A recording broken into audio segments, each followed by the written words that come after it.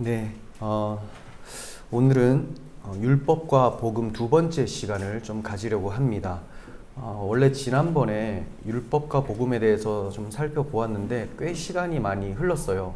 제가 지난번에는 출애굽기 19장하고 20장 이렇게 좀 말씀을 드렸고 20장에 잘 아시다시피 10계명에 대해서 말씀이 나오지 않습니까? 그 10계명 선포 후에 이스라엘 백성들이 이제 어떠한 반응이 있었고 하나님께서는 저들에게 또 무슨 명령을 주시는가에 대해서 이제 이어서 좀 살펴보려고 합니다.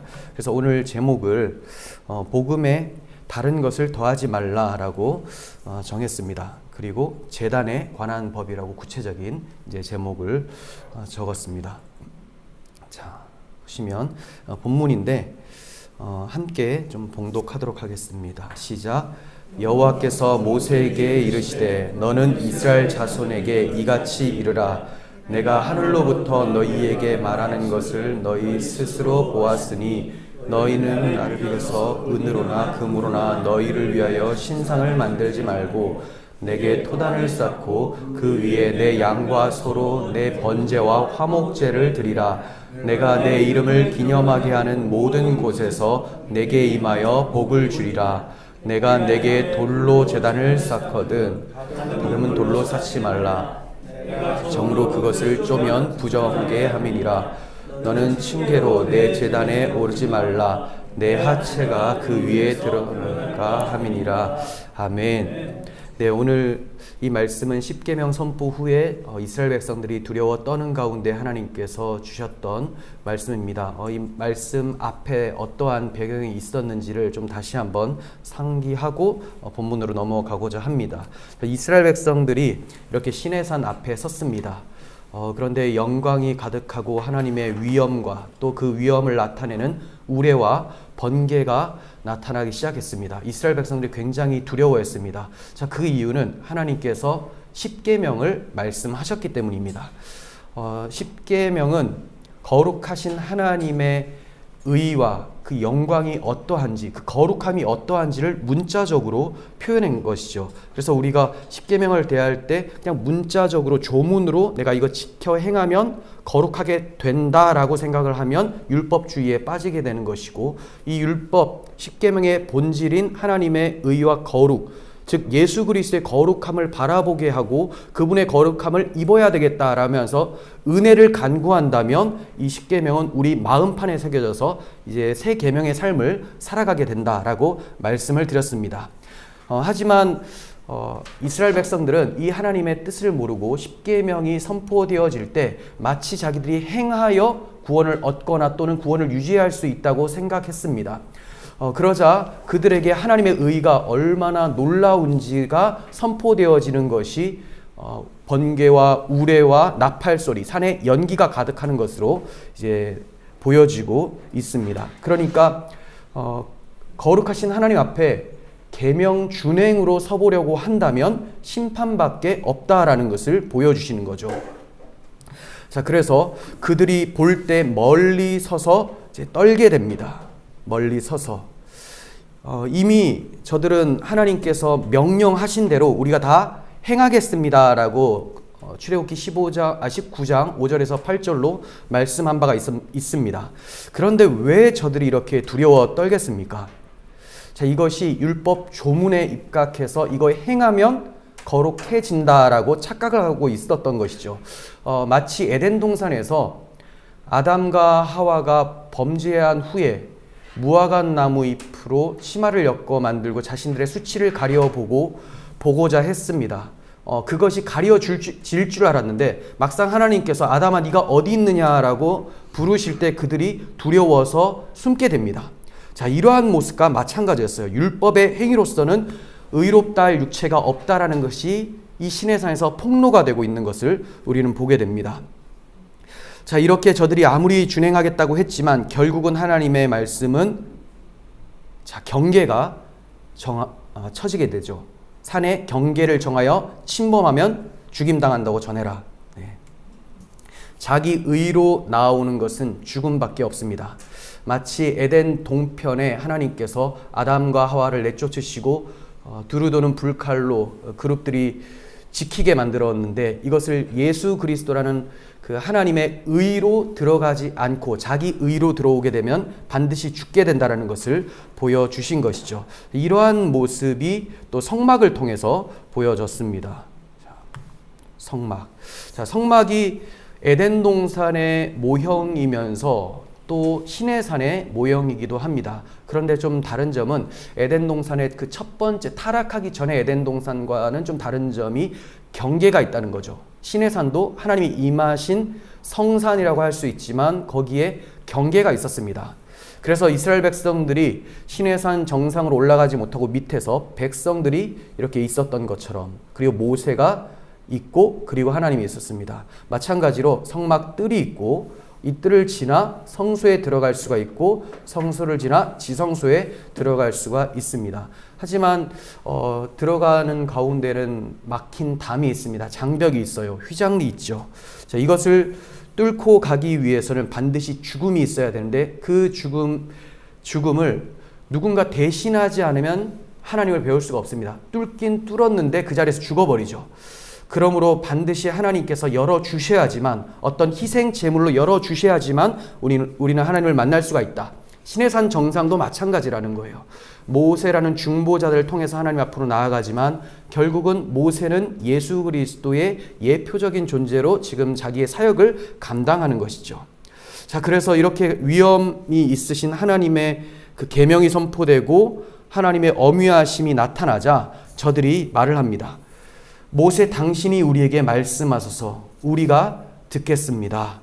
하나님이 우리에게 말씀하시지 말게 하소서 우리가 죽을까 하나이다. 이렇게 얘기를 합니다. 참 이 말씀을 묵상하면서 안타까웠던 것은 저들의 대답이 상당히 문제가 있습니다. 지금 저들은 자신들이 죽을까에 대해서 염려를 하고 있는 거예요. 우리가 죽지 않게 대신 들어달라고 요청을 하고 있습니다. 사실 경건한 그리스도인이라면 저희 같으면 어떻게 반응하겠습니까? 우리가 그 생명의 하나님의 말씀을 두려워하는 상태가 되어버렸습니다. 하나님이 우리를 가까이 할 수가 없는 존재가 되어버렸습니다. 하나님의 긍휼과 은혜가 우리에게 있기를 원합니다. 이렇게 요청해야 되는 것이 맞는데, 나는 죄인이로소이다. 이렇게 요청해야 되는 것이 맞는데 당신이 대신 들어서 전해주시면 고맙겠습니다라고 자신의 목숨 유지에만 초점을 두고 있는 모습을 우리는 보게 됩니다. 자, 이렇게 저들의 모습이 나타나고, 자, 출애굽기 20장 21절에서는 백성들은 하나님 앞에 가까이 갈 수가 없게 되고 중보자 모세가 하나님 앞으로 나아가는 말씀이 나옵니다.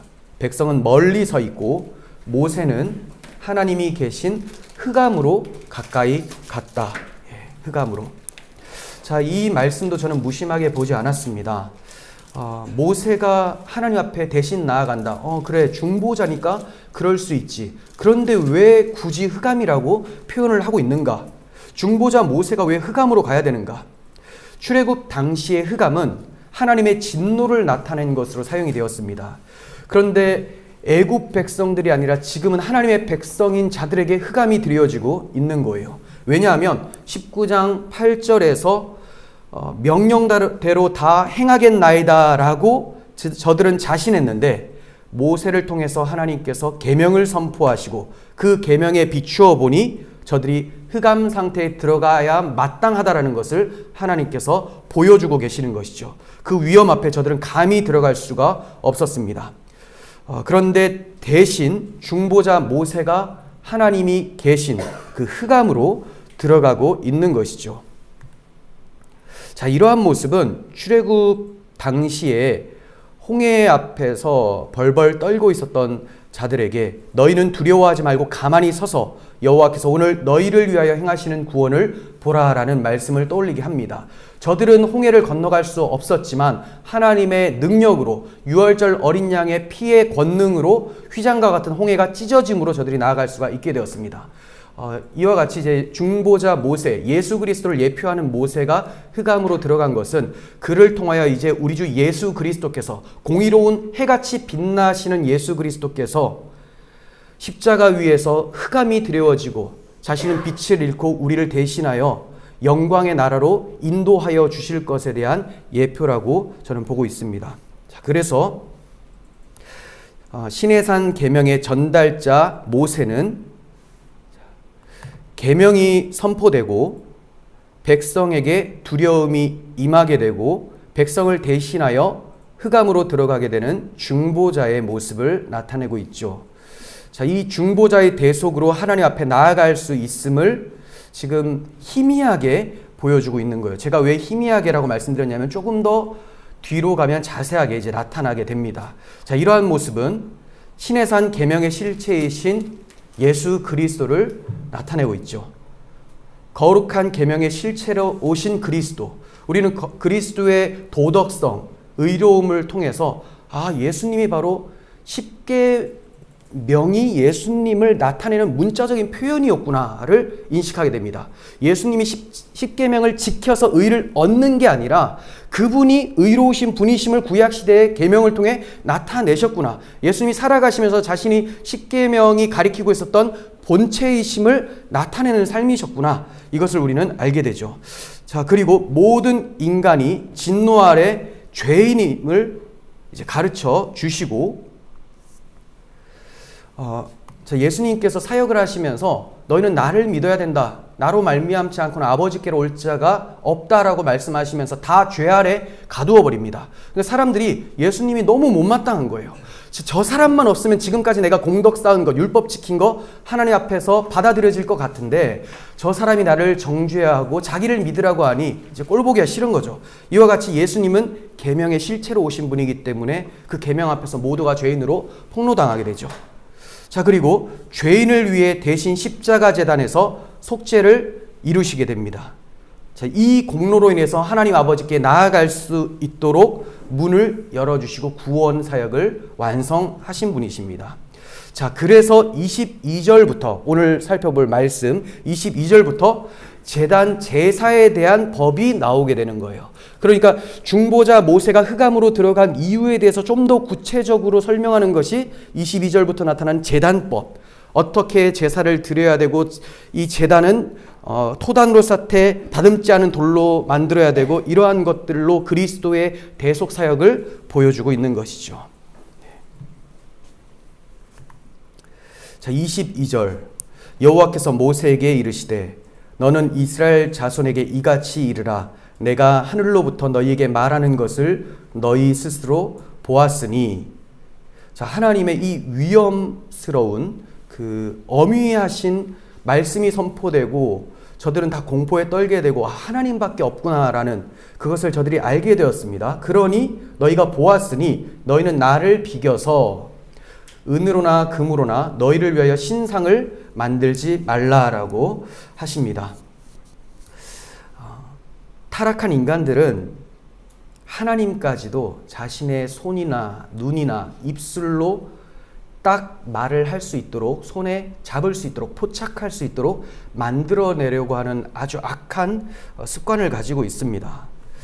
자, 하나님 보이지 않잖아. 영적인 존재잖아. 그러면 하나님을 내가 만났다, 내가 경험했다라고 하려면 이거 뭔가 나한테 포착이 돼야 되는데 어떻게 할까 이제 고민을 해요. 짱구를 굴립니다. 그랬더니 아하, 금신상이 있구나. 송아지 32장 가면 이제 금송아지를 만들게 되죠. 나름대로 엄청 머리를 굴렸어요. 야, 우리를 구원하신 하나님, 근데 눈에 보이지 않으니 불안하다. 사람들 자체가 그래요. 뭔가 자기가 설명하지 못하면 굉장히 불안해합니다. 그래서 하나님이 만드신 피조세계, 이 자연 만물 얼마나 아름답고 멋있습니까? 근데 이것도 표현을 못하면 굉장히 불안해요. 그래서 그림 같다. 꼭 그림 같다라고 표현해야 되죠. 야, 한 폭의 그림 같다. 그게 어떻게 한 폭의 그림입니까? 그냥 표현할 수 없을 정도의 하나님의 영광이다 라고 하면 될 것을 자기가 어떻게든 만들어 내려고 합니다. 선악과 먹고 자신을 주인으로 여기며 살고 있기 때문에 내가 주인이기에 내가 하나씩 정해놓지 않으면 불안을 느끼는 것이죠. 하나님도 자기 눈과 머리로 포착할 수 있어야 된다라고 생각을 합니다.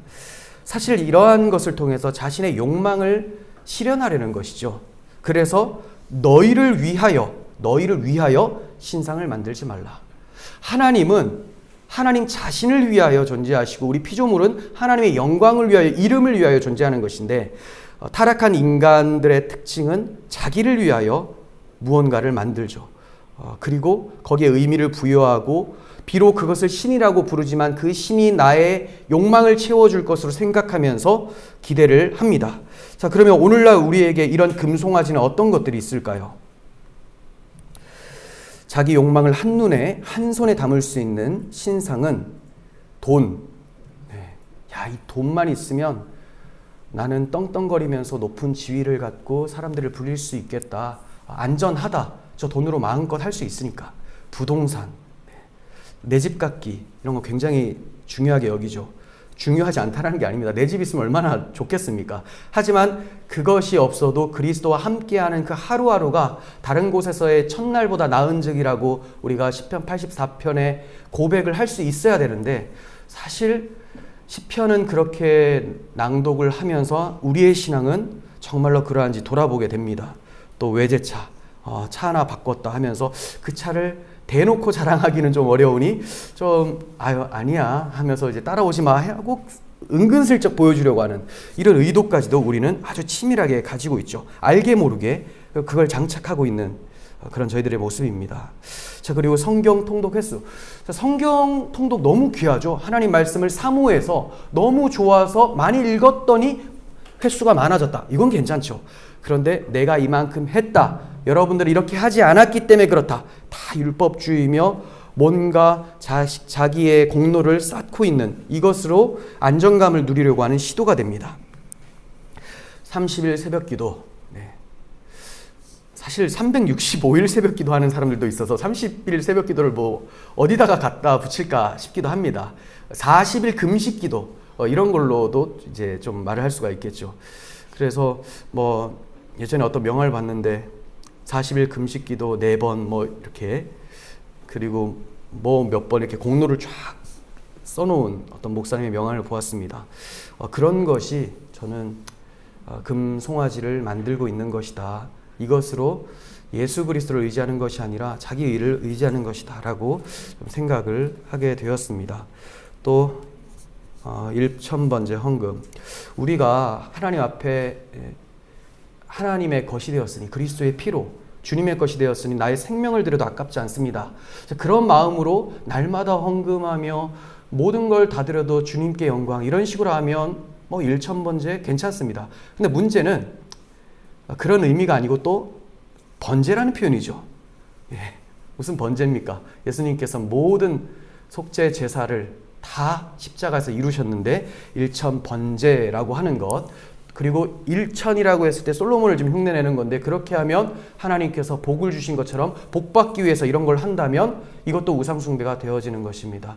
우리는 이미 복을 받았기 때문에 가장 큰 복, 유일한 복, 예수 그리스도 그분과 그분 안에 있는 영생의 복을 받았기 때문에 모든 것을 드려도 아깝지 않다. 자, 이렇게 나아가는 것이 하나님을 섬기는 것인데, 우리의 오늘날 기독교의 이 모습들은 금송아지에 섬기고 있는 모습이 많아 보여서 좀 마음이 무겁습니다. 하나님께 나아가고자 하는 사람은 먼저 자신이 만들어 놓은 금신상부터 제거를 해야 됩니다. 나의 열심과 욕망이 만들어 놓은 신상들을 다 제거하고 오직 하나님만 스스로 계시며 또 이 땅에 그 무엇과도 비길 수 없는 분이심을 믿고 회개함으로 그리스도 앞으로 나아가야 됩니다. 자, 이렇게 신상을 만들지 말라고 하신 후에, 자, 이제는 하지 말아야 될 것을 말씀하셨으니 해야 될 것, 만들어야 될 것을 말씀해 주세요. 자, 이 만들어야 될 것이 앞서 말씀드린 모세가 흑암으로 들어가는 그 어떤 구속사적인 의미를 좀 더 구체적으로 표현하는 것이다 라고 저는 생각이 됩니다. 자, 만들어야 할 것, 해야 할 것. 자, 그것은 토단을 쌓으라는 거죠. 토단을 쌓아라. 그리고 그 위에 양과 소로 내 번제와 화목제를 드려라 라고 말씀을 합니다. 왜 하나님께서 제물을 드리라고 하실까요?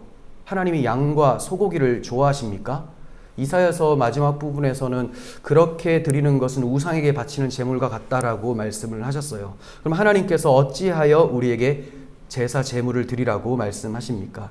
저는 이스라엘 백성들이 이렇게 가나안 땅에 들어가서 제사를 드릴 때마다 자기들이 어떻게 태생되었는지, 어디에서 출생했는지, 우리가 난 곳이 어디인지 기억하라고 제물을 드리라라고 말씀하시는 것으로 해석을 합니다. 즉 저들은 유월절 어린 양의 피로 구속함을 받았으니 광야를 통과하는 힘도 유월절 어린 양의 피를 기억하고 감사하며 약속의 땅에 들어가는 것도 유월절 양의 피로 들어가는 것임을 가르쳐 주고 계시는 거죠. 그래서 여호수아가 들어가서 가장 먼저 한 것도 할례를 행하고 유월절을 지켰던 것입니다. 이렇게 유월절의 의미를 제사 제도로 율법으로 우리에게 가르쳐 주심으로 이스라엘 백성들이 제사를 드릴 때마다 하나님의 어린 양의 피로 내가 구원받았구나, 이거 인식하라고 하시는 거죠. 이것을 인식하면서 계명을 보니 하나님을 너무 사랑하게 되고 하나님을 닮아가는 모습을 살아가고 싶다 해서 계명의 삶이 나타나는 것이, 하나 둘 셋 넷 10개 다 지키면 하나님이 감동하시겠지, 이런 식으로 가면 주객이 전도되어서 율법주의의 망령이 되살아나고 하나님 앞에 죄를 범하게 되는 것이 됩니다. 자, 그래서 하나님께서 저들이 어떻게 구원받고 하나님이 어떻게 저들이 하나님이 되었는지를 기억하라고 제사를 드리라고 하셨습니다. 자, 그리고 이 유월절 어린 양의 피, 그리고 번제와 화목제의 의미는 예수 그리스도께서 우리를 위하여 다 이루실 속죄 사역을 나타내고 있는 것이죠. 그래서 번제는 이들의 죄를 대속 제물이 전체를 다 태워서 죄를 다 사하여 버리고 하나님 앞에 온전한 헌신으로 나아갈 수 있도록 만들어내신 것, 예수님의 온전한 순종, 십자가에서 죽으심을 통하여서 우리의 죄가 다 사라지고, 또 이제 예수님이 자신을 온전히 내어드린 것처럼 우리는 이제 거룩한 산 제물이 되어서 하나님의 온전하시고 기뻐하시고 선하신 뜻이 무엇인지 분별하며 이 세대를 본받지 않고 거룩하게 살아갈 수 있게 하셨다. 자, 이 점을 바라보라고 번제를 드리라고 하신 것이죠. 히브리서 10장 6절에서 7절은 번제와 속죄제는 기뻐하지 아니하시나니, 예수님이 말씀하십니다. 두루마리 책에 나를 가리켜 기록된 것 같이 하나님의 뜻을 행하러 왔나이다. 물론 다윗이 시편에서 이렇게 고백을 했지만 다윗은 선지자적으로 예수 그리스도의 예표로서 이 고백을 했습니다. 예수님께서 번제와 속죄 제물이 바로 자신임을 아시고 이 일을 십자가에서 감당하셨습니다. 자, 그리고 화목 제물이 되어 주셨습니다. 죄가 사라진 자들이 하나님과 화목하게 된다라는 의미로 예수님께서 십자가에서 화목 제물로 드려지셨습니다. 그러니까 번제가 따로 있고 화목 제물이 따로 있는 것이 아니라 다 예수 그리스도의 속죄 사역의 다방면을 5대 제사를 통하여서 가르쳐 주셨던 것이죠. 그래서 로마서 3장 25절에서는 이 예수를 하나님이 그의 피로써 믿음으로 말미암는 화목 제물로 세우셨다 하면서 이제 하나님과 화평케 되었음을 말씀합니다. 우리가 예배를 드릴 때마다 우리 주 예수 그리스도의 대속 제사를 생각하면서 예배를 하지 않으면 하나님 앞에 나아갈 수가 없고 하나님 우리 예배를 받지 않으실 것이고, 우리가 아무리 거룩한 척 살아간다 해도 피의 공로를 의지하지 않고 계명을 지킨다면 그것은 하나님 앞에 자기 의를 세우려고 하나님의 의를 복종치 않는 그런 모습이 되어버리고 맙니다. 이 제단에 대해서 하나님께서 이렇게 말씀하십니다.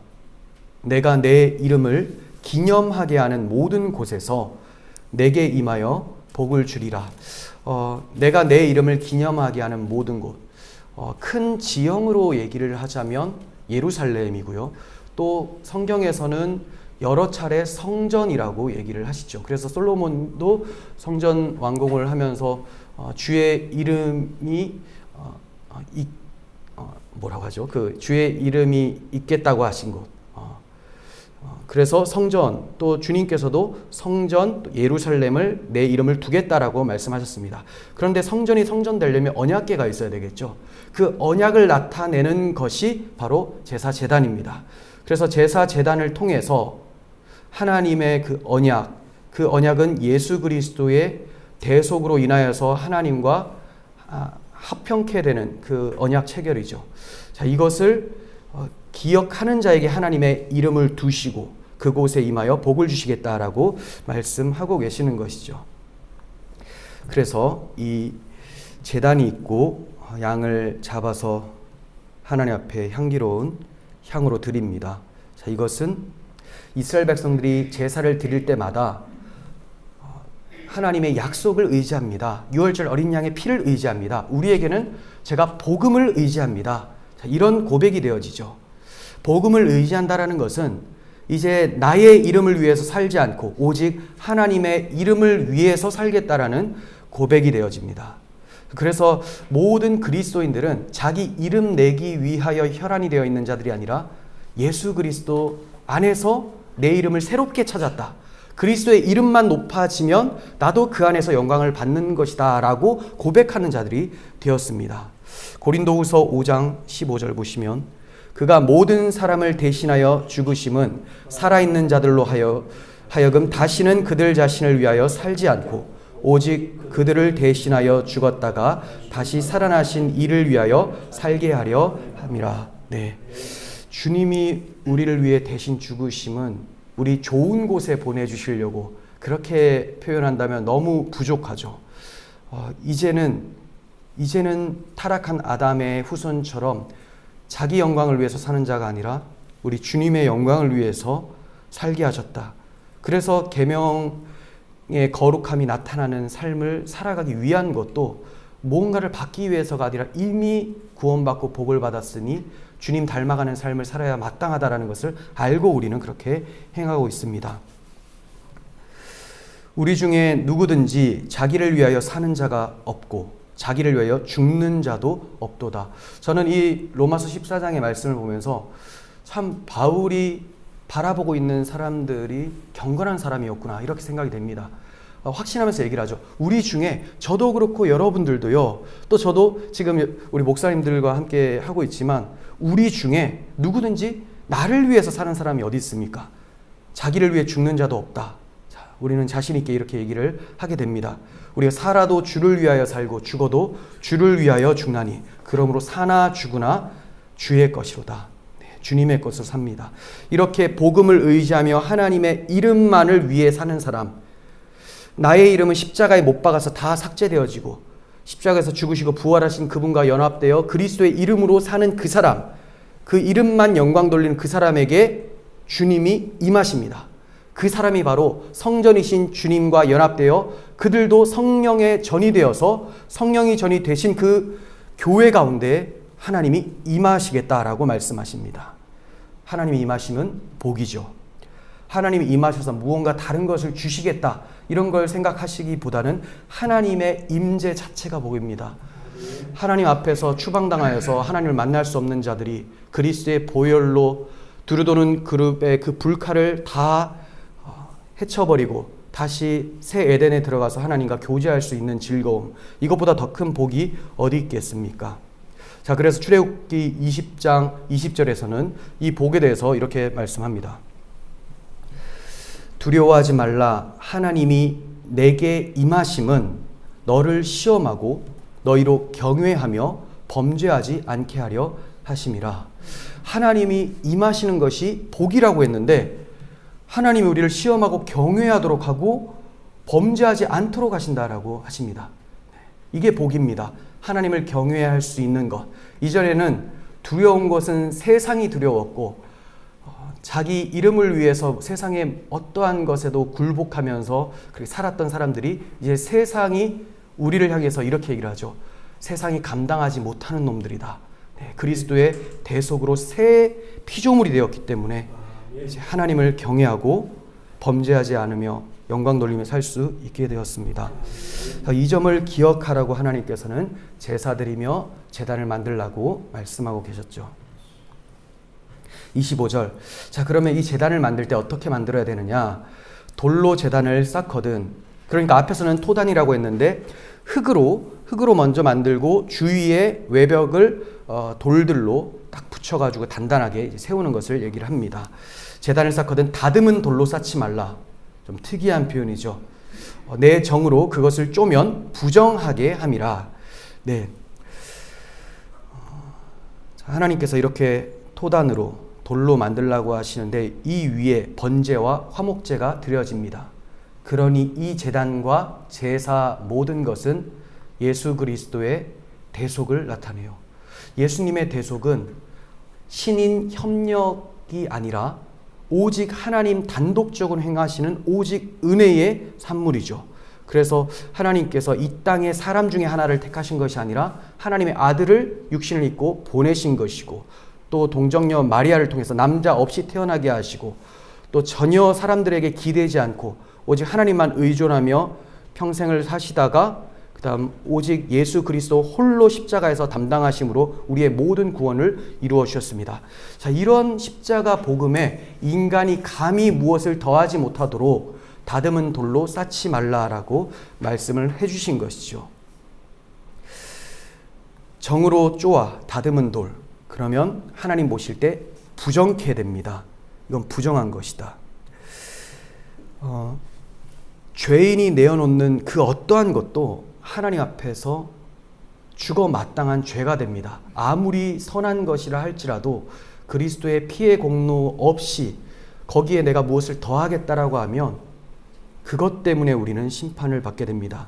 그러니까 십자가는 우리의 원죄를 위해서 대속하기 위해 있고, 이제 앞으로의 자범죄들은 나의 공덕으로 하나님께 감동시켜서 속죄하리라라고 하는 이런 카톨릭적인 신앙은 하나님 앞에 절대 용납이 될 수 없는 부정한 것이 되죠. 근데 오늘날 기독교에서 이 카톨릭 신앙을 신인 협력서를 너무나 많이 따라가고 있는 모습에 저희가 참 마음이 무겁습니다. 그래서 목사님들께서도 오직 구속사를 통한 복음만을 전하시려고 한다고 생각이 됩니다.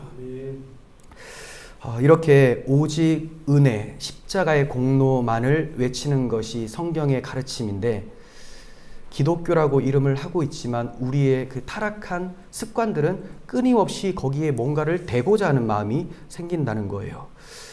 예수님은 자연석이십니다. 하나님 홀로 보내주신 우리의 구원자시죠.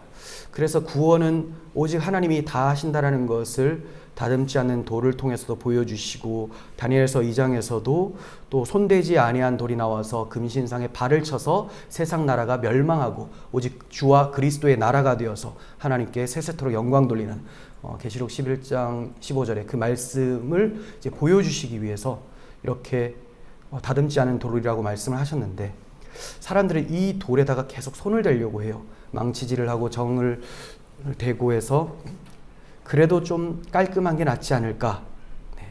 자기 의죠. 이것을 벽돌, 다듬은 돌이라고 합니다. 자, 이 돌의 결정체가 바로 바벨탑에 있죠. 바벨탑.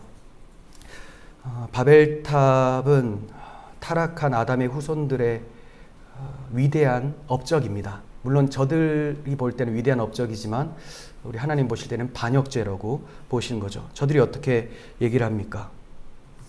자, 벽돌을 만들어 견고히 굽자. 벽돌이라고 합니다. 하나님께서 주신 자연석이 아니라 벽돌이에요. 벽돌로 돌을 대신하며 역청으로 진흙을 대신하자. 대신하는 걸 참 좋아해요. 그러니까 하나님의 은혜 대신에 나의 공로로 바꾸자. 참. 그래서 자연석을 벽돌로, 인조석으로, 토단을 역청을 발라서 바꾸어 버립니다. 결국은 이러한 것들은 하나님의 은혜를 행위로 바꾸는, 은혜주의에서 행위주의로 바꾸어지는 것이 됩니다. 자, 이러한 행위주의는 반드시 자기 이름을 내기 위해서 살아가게 됩니다. 그래서 저들이 하는 말이 자, 항상 자, 이렇게 뭔가 열심히 해보자 막 으쌰으쌰 합니다.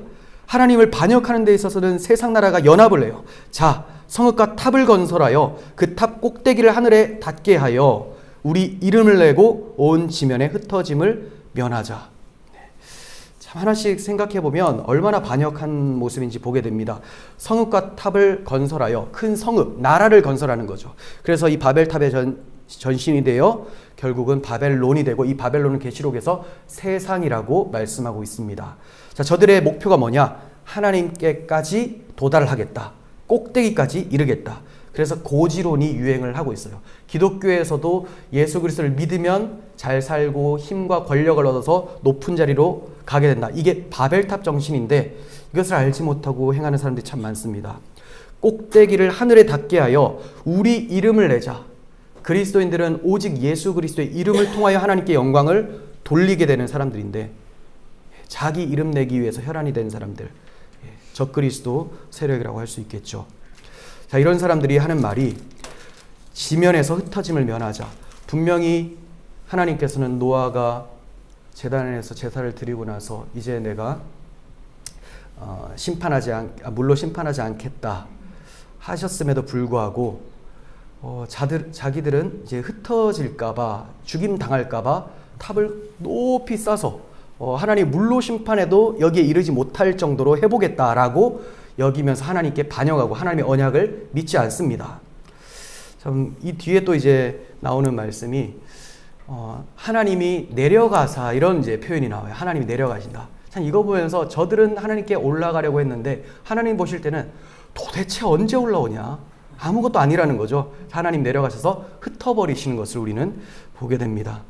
자, 이러한 모든 행위들이 자기 이름, 자기 욕망을 위해서 나타나고 있다. 이것은 신본주의를 인본주의로 바꾸어 버리는 모습이라는 거죠. 자, 이러한 또 모습이 사실 타락하자마자 아담의 아들을 통하여 바로 나타났습니다. 하나님의 은혜만을 기억해야 될 그 사람들이 하나님의 은혜가 아니라 자기 의를 나타내기 위해서 제사를 드리는 모습, 우리 가인과 아벨의 제사를 통해서 이 점을 보게 되죠. 하나님께서는 아담과 하와를 추방하시면서 그냥 추방하신 것이 아니라 우리가 잘 아는 창세기 3장 15절과 21절을 통해서 추방하셨습니다. 즉 여자의 후손을 통하여 뱀의 머리가 상하게 하실 것이다. 상하게 하겠다. 자, 이렇게 여자의 후손 예수 그리스도께서 마귀의 권세를 이기실 것을 약속해 주시고 또 21절에서 하나님께서 손수 아담과 그 아내를 위하여 가죽옷을 지어 입히시니라 하시면서 여자의 후손이 어떻게 마귀의 머리를 상하게 하실 것인지도 가죽옷을 통해서 희생 제사를 통해서 보여주셨죠. 이 점을 기억하고 네가 추방당했더라도 이제 이 내가 보낼 그 대속자를 바라보며 신앙생활하면 다시 나를 만나게 될 것이다. 이 약속을 주셨으면 이 가르침을 받은 아들들은 마땅히 피해 제사로 하나님의 공로만을 의지해야 되는데 그렇지 않은 모습이 있었습니다. 자, 아벨은 둘째 아들 아벨은 양의 첫 새끼로 하나님 앞에 제사를 드렸습니다. 대속을 이해했죠. 이 당시에 양을 키우는 이유는 저는 제사하기 위함이다라고 생각을 합니다. 그 당시 고기를 먹을 수 있는 상황도 아니었고, 그래서 오직 하나님을 예비하기 위해서 키웠던 것이고, 그래서 하나님은 아벨과 그의 제물을 받으셨다라고 히브리서는 말씀하고 계시죠. 그런데 가인은 그렇게 하지 않고 땅의 소산으로 자기가 일궈낸 그 열매로 하나님 앞에 드렸더니 하나님께서 가인과 그 제물은 받지 않으셨다라고 말씀을 합니다. 자, 이 가인은 자기가 만약에 농사꾼이었다면 그 곡식을 동생에게 줘서 양을 살 수도 있었습니다. 하지만 그런 것이 아니라 하나님의 언약이 아니라 나의 열매로 하나님 앞에 나아갈 수 있다고 생각을 했었던 것으로 보여져요. 그래서 자기 행위, 자기 이름을 위해서 그렇게 노력을 하고 하나님 앞에 내놓았더니 하나님은 그의 제사를 받지 않으셨다. 결국 우리가 아담에게 주셨던 그 언약, 아벨이 드렸던 그 제사의 핵심은 바로 그리스도의 완전하신 구속사역밖에 없는 것이죠. 다른 것들, 자신의 행위, 자기 이름 이런 것들은 다 사라지고 오직 그리스도의 구속사역만 남아야 됩니다. 26절 너는 층계로 내 제단에 오르지 말라. 내 하체가 그 위에서 드러날까 함이라. 어떻게 보면 조금 뜬금없어 보이는 이런 명령을 주시는데 성경은 한결같이 다 예수 그리스도의 복음을 나타내고 있기 때문에 이것도 구속사적인 관점으로 보지 않으면 도무지 설명이 되지 않는 부분이죠. 만약 이걸 그냥 교훈적으로만 보면 우리 예배 드릴 때 복장 제대로 하십시오. 물론 중요합니다. 우리의 복장은 우리의 마음가짐을 나타내는 부분이기 때문에. 그런데 과연 그것으로 그치는 말씀인가? 그렇지 않습니다. 하나님께서는 우리의 허물이, 우리의 가지고 있었던 죄들이 가려지기를 원하시죠. 그래서 제사장의 복장을 말씀해 주셨던 것이고, 철저하게 하나님 앞에 나올 때는 그 가리움을 받아서 나오라고 말씀을 해주고 계십니다. 그러니 번제와 화목제로 드려지는 피의 제사도 결국은 네가 이 피를 의지하여서 예수 그리스도의 피로 가리움을 받아서 하나님 앞에 나와야 된다라는, 그렇게 왕같은 제사장인 그리스도인들은 십자가만 의지하며 나아가죠. 하지만 아담과 하와는 처음에 그렇지 못했습니다. 선악과를 먹고 죄를 지은 아담과 하와는 벌거벗음이 드러나게 되었고, 스스로 이것이 수치스럽다고 여기면서 이제 자기의 의로, 자기의 공로로 무화과 나무 잎을 지어 입었습니다. 하지만 그것으로 하나님 앞에 나아갈 수가 없었습니다. 그러나 주님께서 가죽옷을 지어 입혀 주셨습니다. 자, 이 가죽옷의 의미가 앞서 말씀드린 대로 여자의 후손이 뱀의 머리를 상하게 하시고 다시 하나님 백성으로 회복시켜 주시는 하나님의 구원의 경륜을 말씀하고 있었다. 자, 그리고 이러한 점은 노아를 통해서도 나타나는데요. 노아가 홍수 이후에 새로운 에덴이 건설된 것 같은 그런 모양을 가지고 있고, 거기에 이제 동산지기의 모습, 포도원 농부로 나타나게 되는데, 이런 노아의 모습이 술 취해서 또 벌거벗겨지고 수치가 드러난 상태가 되었습니다. 함은 이것을 보고 놀리면서 형제들한테 고발을 했는데, 그 형제들을 셈과 야벳은 뒷걸음을 쳐서 옷으로 그 아버지 하체를 가려줬습니다. 하나님의 가르침은 가려줌입니다. 사람의 어떤 부족함을 드러내서 정죄하는 것이 아니라 그리스도의 사랑으로 덮어주는 것. 자, 이렇게 덮어주었더니 잘 아시겠지만 노아가 일어나서 찬송하는 것이 셈과 야벳이 덮어주었음에도 불구하고 셈의 하나님을 찬송하리로다라고 고백을 합니다. 이건 예수 그리스도께서 셈의 계열에서 오실 것을 노아가 선지자적으로 선포를 했었던 것이죠. 자, 정리를 좀 해보겠습니다. 모든 성경 말씀이 그러하듯이 오늘 본문 말씀도 복음을 계시하고 있었습니다. 어떤 분들은 그래요. 꼭 구속사로만 봐야 되느냐? 꼭 모든 성경이 복음이냐? 우리는 자신 있게 대답합니다. 다 구속사로 봐야 되고 다 복음이다. 다. 우리가 보지 못하는 것은 우리가 우둔하여 보지 못하는 것이지, 우리가 성경을 접할 때 이것도 복음인데 어떻게 계시되고 있는가를 찾는 것이지, 여기에서는 뭐 또 다른 소리를 하시나 이렇게 보지 않는다는 것을 우리는 잘 압니다. 오직 성경은 이 성경이 곧 내게 대하여 증언하는 것이다. 그러나 너희가 영생을 얻기 위하여 내게로 나오지 않는다. 우리가 성경을 볼 때 그리스도를 발견하지 않으려는 심상은 그리스도를 반역하려는 심상입니다. 그래서 오늘도 복음을 계시해 주셨고, 본문은 십계명 선포 후에 주신 말씀으로써 결국 하나님의 공의 앞에서 담대히 설 수 있는 길은 오직 예수 그리스도의 십자가, 그것으로 의롭다함을 얻는 길일 뿐이라는 것을 말씀하고 있었습니다. 여러분, 우리는 복음만을 선포해야 됩니다. 우리 목사님들께서 복음의 일꾼으로서 이렇게 함께 하시고 또 부족한 저의 또 강의도 들어주시는 것이 저에게도 굉장히 큰 힘이지만, 우리가 이 세상에 복음 전하는 분들 찾기가 너무 어려운 가운데 한 곳에 모이는 것이 얼마나 감격스러운 것인지 저는 말할 수가 없습니다. 자, 우리는 그리스도의 완전하신 구속사요, 이것만을 선포합니다. 이 복음을 선포하면 교회는 살아나고 영혼은 생명을 얻고 힘을 얻습니다. 자, 이렇게 살아난 자들이 경외함으로 예배를 하게 되죠. 경외함으로 예배하는 자들은 자기 행위를 의지하지 않습니다. 복음 선포가 없으면 자기 행위를 의지하게 되고 교인들에게 그것을 또 부추기는 분들도 꽤 있죠. 여러분, 이렇게 하셔야지 복 받습니다. 이렇게 하셔야지만 하나님이 인정하십니다. 결국은 그것은 바벨탑을 교회 안에서 지으라고 종용하는 것과 같습니다. 경외함으로 예배하는 것은 자기 행위가 아니라 오직 그리스도의 행위만을 의지하며 나아가는 것입니다. 칼빈께서는 경외함을 이렇게 정의했습니다. 중보자 되시는 그리스도 외에 내가 혹시 다른 것을 의지하면서 예배로 나아가고 있지 않은지, 그것이 가장 두려운 것이다. 네, 경외함은 주님 아닌 다른 것으로 나아가는 것, 이게 가장 두려운 것. 하나님을 두렵고 떨림으로 또 사랑함으로 그렇게 대하시며 예배할 수 있는 저희들이 되었으면 좋겠습니다. 아멘. 우리 행위가 드러난다면 그것은 하체가 드러나는 것이 됩니다. 오직 그리스도의 피로 우리의 모든 하체를 가리우고 주님의 이름만이 높아지는 그런 우리들의 목회가 되었으면 좋겠습니다. 아멘. 감사합니다. 기도하겠습니다.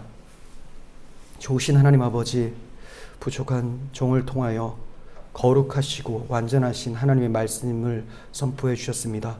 종의 부족한 표현이 있었다면 용서해 주시고, 목사님들 마음 가운데에, 청중들 마음 가운데 그리스도의 보혈의 복음만이 심겨지고 이 복음의 능력으로 목회하며 주님의 일들을 잘 감당하고 하나님 나라가 확장되어질 수 있는 역군으로 쓰임받게 하여 주옵소서. 우리 구주 예수 그리스도의 이름으로 기도합니다. 아멘. 감사합니다.